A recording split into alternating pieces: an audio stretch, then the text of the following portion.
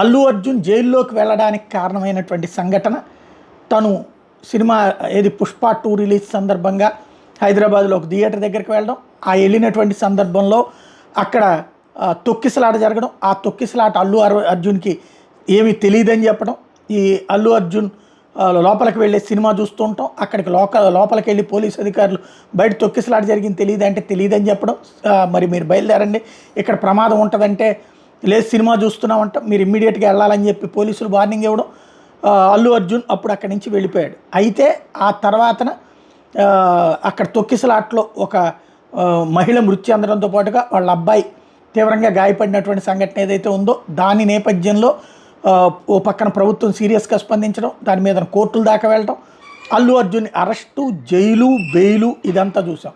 ఇప్పుడు ఆ ఉదంతంలో ఎవరైతే గాయపడ్డటువంటి అబ్బాయి ఆ రోజు నుండి ఆసుపత్రి పాలై ఉన్నాడు, ఇక అతని పరిస్థితి ఏంటి అన్నటువంటిది పెద్ద చర్చనీయాంశమైంది సంజయ్ థియేటర్ తొక్కిసలాట ఘటనలో.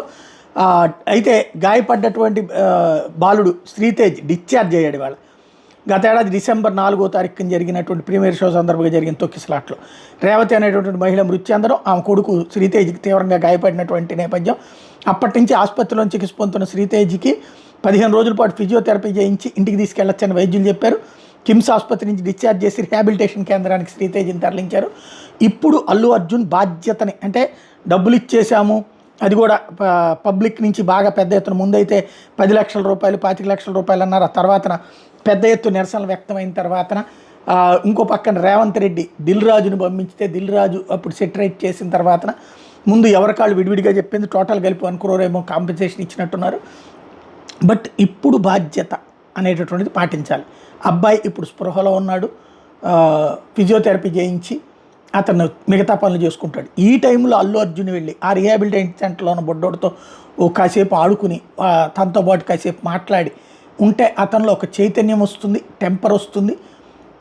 అతన్ని చూడటం కోసం వెళ్ళి, అతని సినిమా కోసం వెళ్ళి, ఎందుకంటే అతన్ని పుష్పరాజ్ అంటుంటారట, ఆ పుష్ప 1 అప్పటి నుంచి అతను ఆ విధంగా ప్రవర్తించడం మూలంగా అంతటి ఫీలింగ్, అంతటి పిచ్చ ఉండటం మూలంగానే ఆ సినిమాకి వచ్చి చివరికి తల్లిని పోగొట్టుకున్నటువంటి వాళ్ళు బాధ్యతగా వ్యవహరించాల్సిన అవసరం ఇప్పుడు అల్లు అర్జున్కు ఉంది.